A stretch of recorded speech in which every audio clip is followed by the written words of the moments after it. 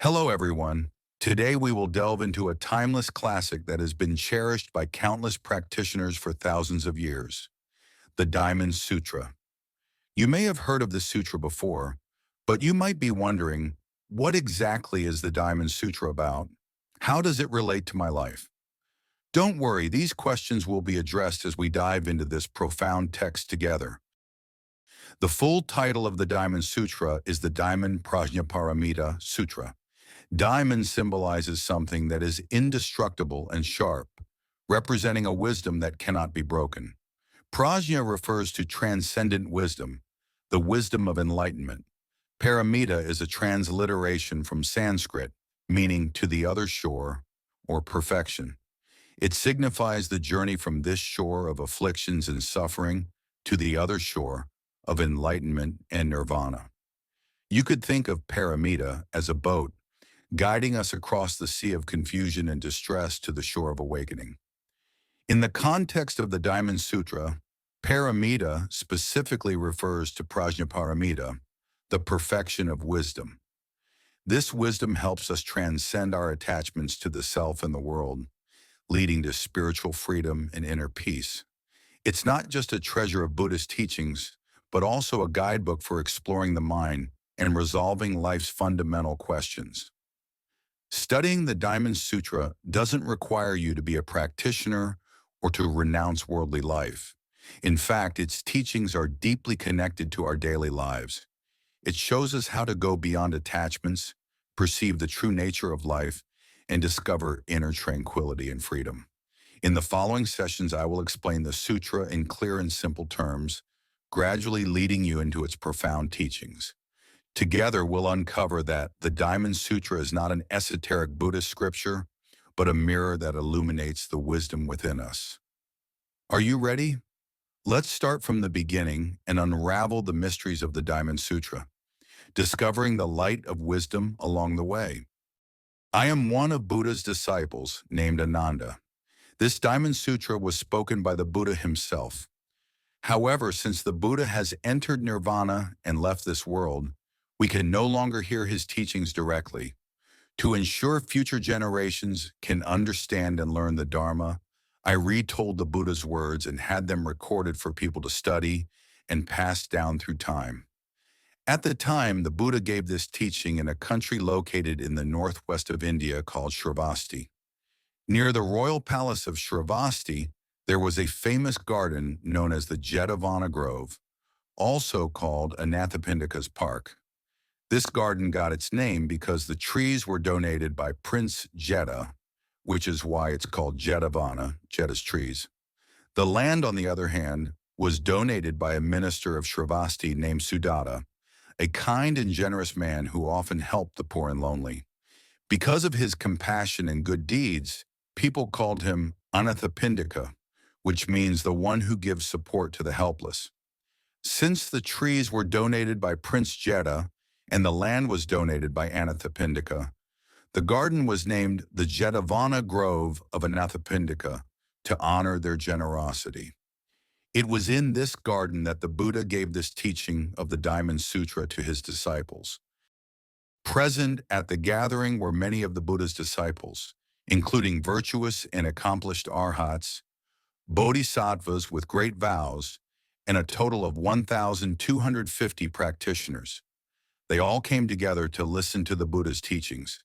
That day around noon, when it was time for the meal, the Buddha and his disciples, dressed neatly in their robes, took their alms bowls and left the Jetavana Grove.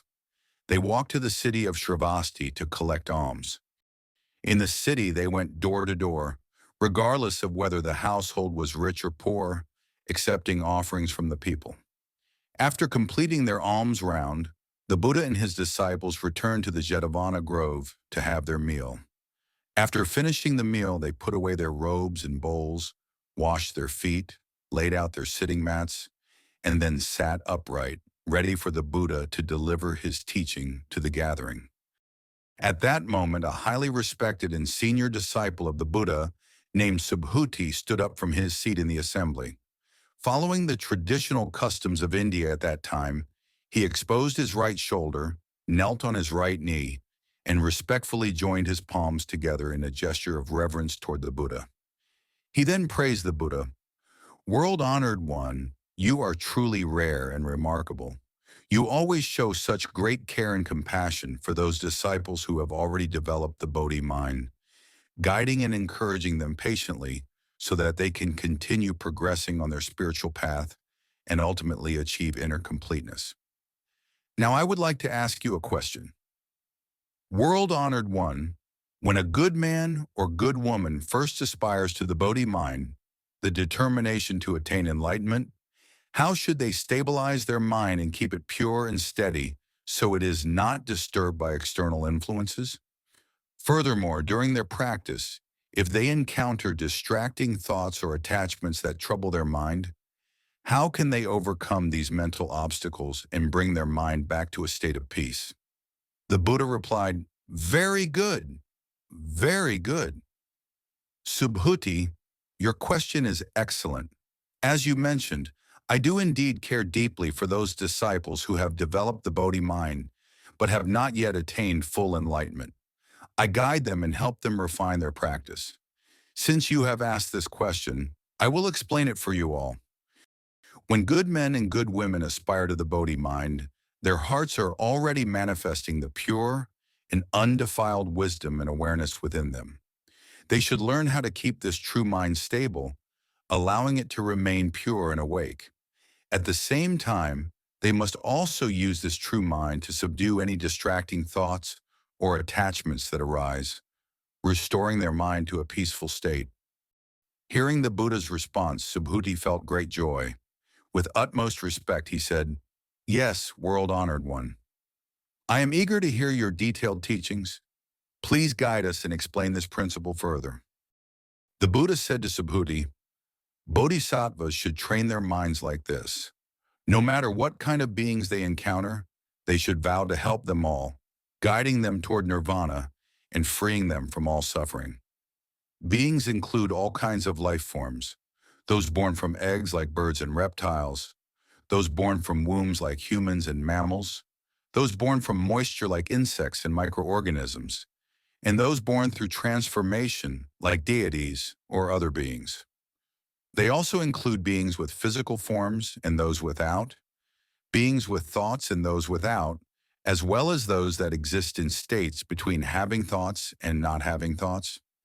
Even though the number of beings is countless and their types are infinite, bodhisattvas must still use their compassion to guide every single one of them. However, a true bodhisattva does not become attached to the merit of helping others. Why is that? The Buddha explained. Bodhisattvas should think, there is actually no being that I am saving. This is because if a bodhisattva's mind clings to ideas like I, others, sentient beings, or lifespans, then they are not a true bodhisattva. Here's what these concepts mean. I, clinging to the idea of self with selfish or self-centered thoughts.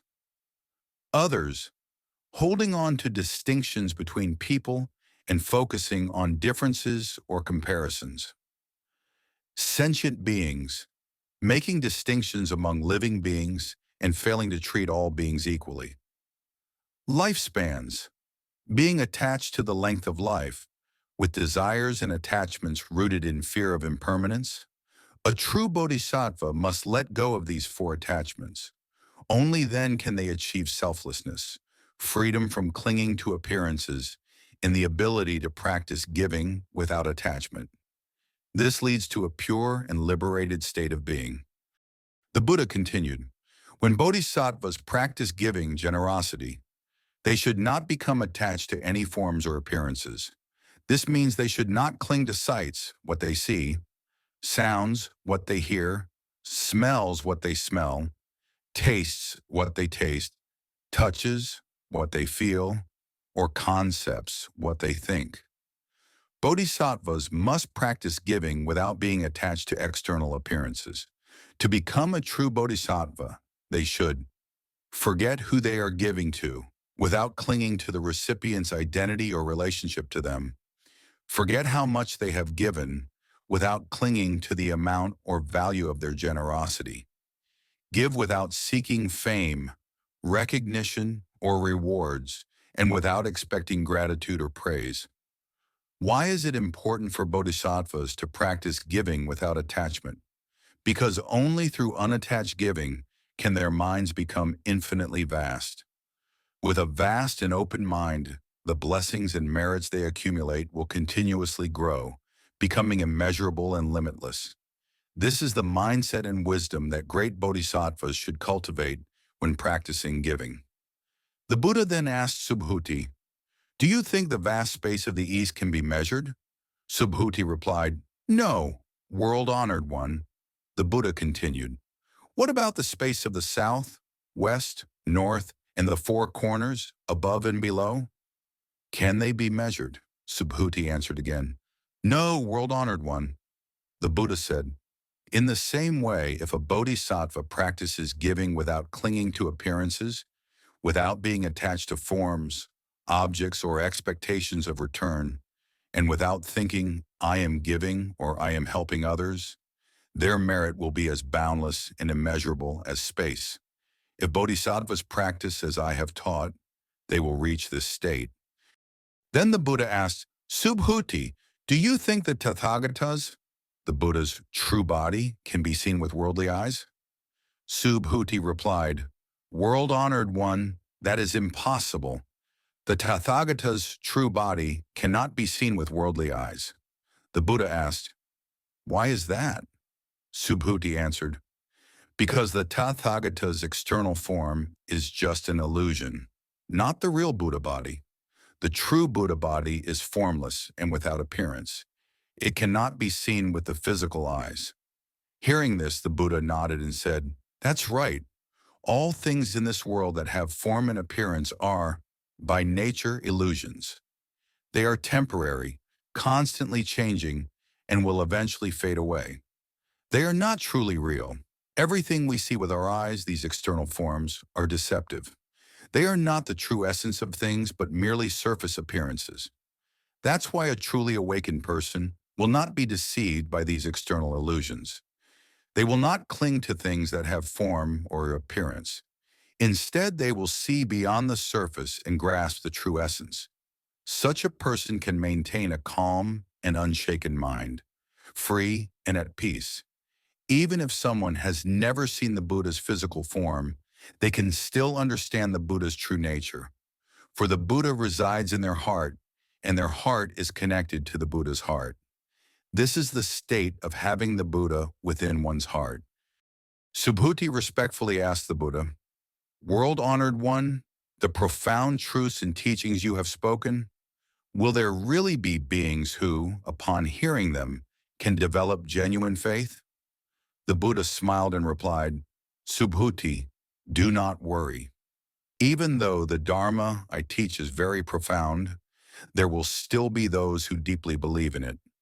Even after I enter nirvana, during the first 1,000 years of the true Dharma age, the second 1,000 years of the semblance Dharma age, and even in the final 500 years of the declining Dharma age, altogether 2,500 years, there will still be good men and good women who keep the precepts, cultivate great merit, and wholeheartedly believe that what I have taught is true. You must understand that such people do not develop this faith by chance. The ability to have pure faith in the Dharma is not accidental. It is the result of a special connection. These people have already encountered countless Buddhas in their past lives, planted seeds of goodness before them, and earnestly practiced the teachings. Therefore, when they hear even a single teaching or see a small passage of scripture, their hearts will immediately become calm, their faith will strengthen, and they will no longer doubt or turn away. Subhuti, let me tell you this. I know and see every one of these faithful individuals. These good men and good women will receive infinite blessings and merit from the vastness of space itself. Why is that? Because their hearts are free from attachment to concepts like self, others, sentient beings, or lifespans. They are not even attached to ideas of Dharma or non-Dharma. Why shouldn't we cling to things? Because if someone holds on to forms in their mind, whether it's thoughts like, I am a practitioner, I am a giver, or this is the wisdom of the Dharma, they are still attached to the ideas of self, others, sentient beings, and lifespan. These are all illusions. Similarly, if they cling to the concept of Dharma, believing that the teachings are something real and permanent to rely on, they fall into the trap of distinction between self and others.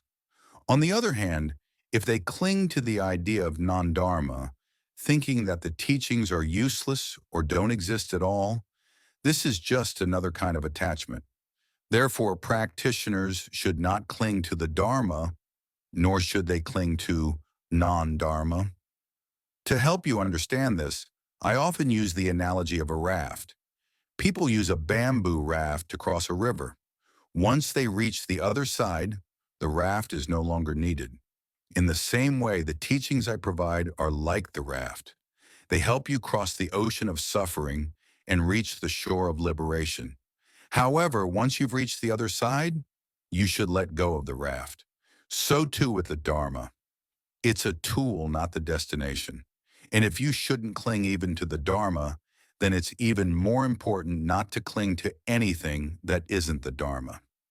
Here the Buddha emphasizes that a true practitioner must understand the importance of non-attachment, not clinging to all things, nor clinging to the idea of emptiness. The Dharma is like a raft that helps you cross the river of life and death.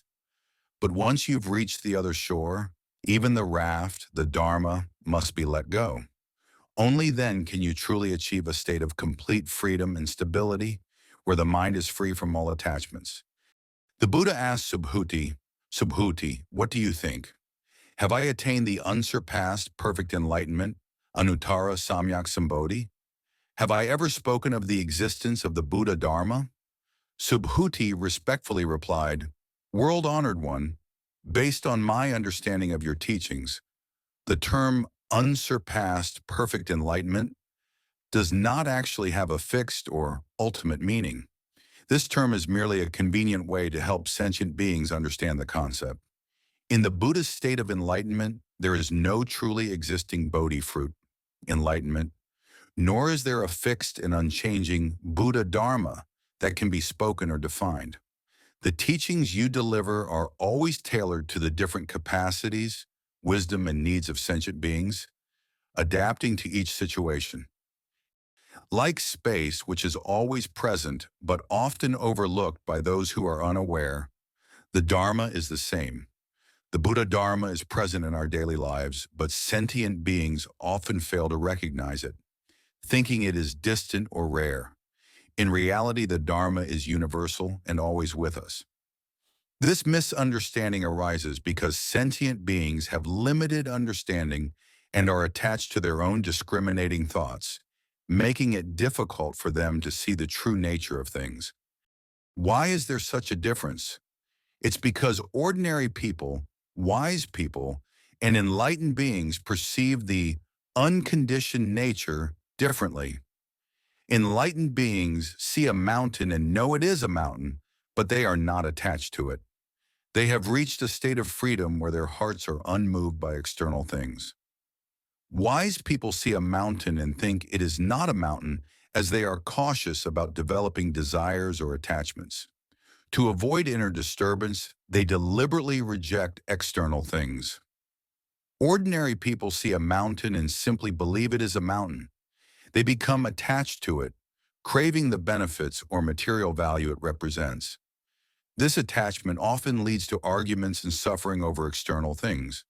Thus, the difference between ordinary people, wise people, and enlightened beings lies in their understanding of the conditioned and unconditioned. Ordinary people are attached to the conditioned, bound by desires and external things.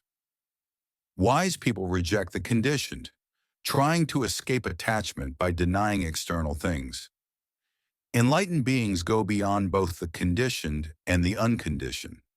Their minds are like space, pure, vast, and free from clinging. The true essence of the Dharma is not found in fixed concepts or surface forms, but in how we practice and understand it with a mind free of attachment. Subhuti's teaching reveals a profound truth. The Dharma transcends language and concepts. It is present everywhere like space and can be found in our everyday lives. The difference between ordinary people, wise people, and enlightened beings lies in their attitudes toward the conditioned and unconditioned. The ultimate state of the Dharma is freedom from attachment, a mind unhindered by anything. The Buddha then asked, Subhuti, what do you think? If someone were to give away countless treasures from the 3,000 great worlds as an offering, would the merit they receive be great? Subhuti replied, World-honored one, the merit from such generosity would certainly be very great. However, this merit is still limited because it relies on external conditions.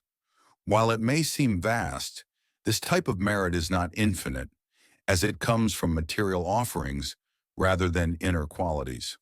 The Buddha listened and said, if someone can uphold even just 4 lines of verse from the Diamond Sutra, understand its meaning, and explain it to others, the merit they gain will far surpass that of offering countless treasures from the 3,000 great worlds. Why is this? Because sharing the teachings is a form of Dharma giving, and among all forms of giving, Dharma giving generates the greatest merit. Especially with a profound text like the Diamond Sutra, the merit it brings is truly infinite. However, even then, you should not become attached to the Dharma. Why? Because the purpose of the Dharma is to guide sentient beings to enlightenment. Once they have awakened, the methods used are no longer needed. In the ultimate state of enlightenment, the Dharma itself is no longer the Dharma. The Buddha asked Subhuti, Subhuti, what do you think? If a practitioner hasn't yet fully realized the truth that all things are empty, but has already managed to control their desires, avoiding being disturbed by external sights, sounds, smells, tastes, touch, or thoughts, and has reached the first stage of realization, which means their mind is free from attachment to the sensory world. Would this practitioner develop a sense of self-identity or attachment, thinking, I have achieved something, or feel a sense of pride or ownership over their progress? Subhuti replied, no, world-honored one. Why is that? Because a person who has reached the initial stage of awakening, even though they have entered the level of a noble being, does not cling to the idea of, I have become enlightened.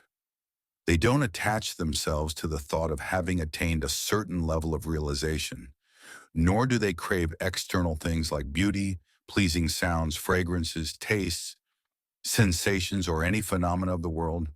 Their mind remains pure and free from defilements. That's why they are considered someone who has reached the first important stage of spiritual realization. The Buddha continued to ask, then Subhuti, what do you think? Those who have reached the second stage of awakening, would they have the thought, I have attained the second stage? Subhuti replied, no, world-honored one. Why not? Although those who have reached the second stage of awakening have greatly reduced their defilements and need only one more lifetime in the human world to complete their practice, they do not cling to the idea of having achieved this level. Even though their inner state is very calm, they may still experience subtle fluctuations, reactions, or changes when interacting with the outside world. This is a natural response of the mind. However, a person truly at the second stage of awakening does not become attached to these fluctuations. For them, thoughts, feelings, or emotions may naturally arise for a brief moment, but then these feelings or thoughts gradually fade away without creating further attachment. Their mind may experience minor ups and downs, but they are not affected by these waves. Maintaining inner calm and not clinging to these fleeting feelings or reactions is what defines someone who has genuinely reached the second stage of awakening. The Buddha asked again, Subhuti, what about those who have reached the third stage of awakening? They have completely eliminated all attachment and desire for the sensual realm, so they will no longer be reborn in the human world or the sensual realm. Instead, they will continue their practice in the higher realms of form or formlessness. Would they develop a sense of self-identity or attachment, thinking, I have transcended worldly desires and am no longer bound by the mundane world? Subhuti replied, No, world-honored one. Why not? Those who have reached the third stage of awakening have completely transcended the cycle of rebirth in the human world and no longer need to return to this realm. However, they do not cling to the idea of not returning.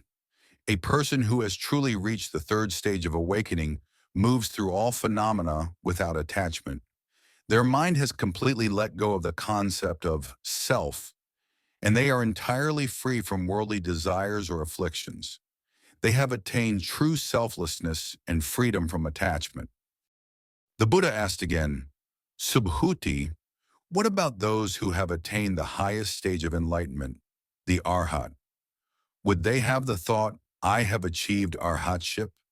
Subhuti replied, No, world-honored one. Why not? Because in the state of an Arhat, all attachments have been completely eliminated, and all phenomena and concepts have been extinguished. If an Arhat were to think, I have attained Arhatship, they would still be attached to ideas of self, the existence of a personal identity, others, distinctions between self and others, sentient beings, acting out of attachment to helping others, or lifespan, clinging to the idea of longevity. Any such attachments would mean they have strayed from the true state of liberation that defines an Arhat. Subhuti continued, World-honored one, you once praised me, saying that among all your disciples, I am the one who best understands the nature of emptiness, whose practice is most refined, and who is the most free from desires in the most pure Arhat. But even though you have praised me this way, I have never thought to myself, I am an Arhat. If I were to think that way, it would mean I still have attachments and delusions. And with such attachments, how could I have truly attained the state of an Arhat? World-honored one, it is precisely because I have no sense of attainment and no sense of seeking, because I am not attached to any phenomena or any fruit of practice, that I am worthy of your praise as one who delights in quiet and peaceful practice. My practice is a state of effortless action, free from attachment. It is because I have no desires, no attachments, no sense of gain, and no sense of loss that you have given me this praise.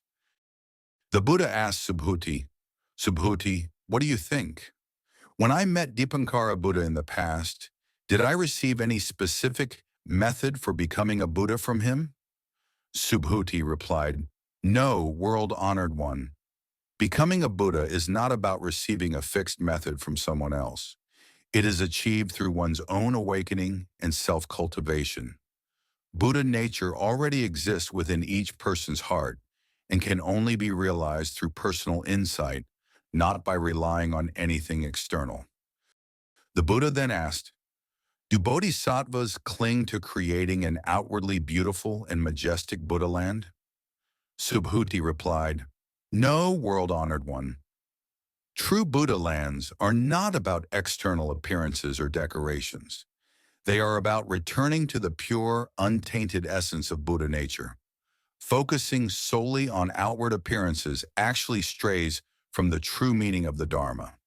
The Buddha continued, Because of this, Subhuti, a true bodhisattva should practice with a focused mind, free from the distractions of external things such as sights, sounds, smells, tastes, touch, or thoughts, the six sensory objects. They must remain unattached and free of delusions, keeping their heart clear and pure. Only then can they maintain inner peace and clarity. The Buddha gave an example. Suppose there was a person whose body was as large as Mount Sumeru. Do you think their body would be considered great? Subhuti replied, Yes, it would indeed be very large. But this is just an external form and cannot be considered a truly great body. Why? Because no matter how big a body is, it still has a form, and all forms are subject to change and eventual destruction. What you refer to as the great body is beyond physical form and transcends birth and death. It is the true essence of Buddha nature, boundless, all-encompassing, and unrestricted by any external shape or appearance. That is what truly makes it great. The Buddha's message is that Buddha nature and enlightenment come from within and cannot be obtained from external sources. Becoming a Buddha is achieved through personal insight and realization, not by learning a fixed method from others. A true Buddha land is not defined by external beauty or decoration, but by the inner purity and freedom from attachment. What truly matters is the awakening and clarity of one's mind. This inner Buddha nature is formless, limitless, and beyond birth and death. Clinging to external appearances leads to confusion and distraction. Only by letting go of attachments and remaining unaffected by external things can one approach true Buddha nature and ultimate enlightenment. Okay, that's all for today's explanation. We have covered the first 10 sections of the Diamond Sutra. In this part, we explored how to practice generosity with a pure mind, understand the wisdom of non-attachment to form, and embody the mindset of a bodhisattva. These teachings are not only profound in the context of Buddhism, but also offer great inspiration for our daily lives, helping us face gains and losses and let go of attachments. Buddha repeatedly reminds us, all forms are illusory. By transcending all forms, one perceives the true nature of the Buddha. By embracing this wisdom, we can purify our minds and bring compassion to others. The Diamond Sutra has even more profound teachings in the later sections. It delves into embracing a natural approach to life, neither forcing outcomes nor clinging to control, allowing everything to unfold naturally, which brings inner peace and contentment. It also reveals the truth of things, helping us see the essence of life instead of being misled by superficial appearances. I will continue to explain these insights in upcoming videos. So if you're interested in the wisdom contained in the later parts of the Diamond Sutra, make sure to subscribe to my channel so you won't miss the upcoming content.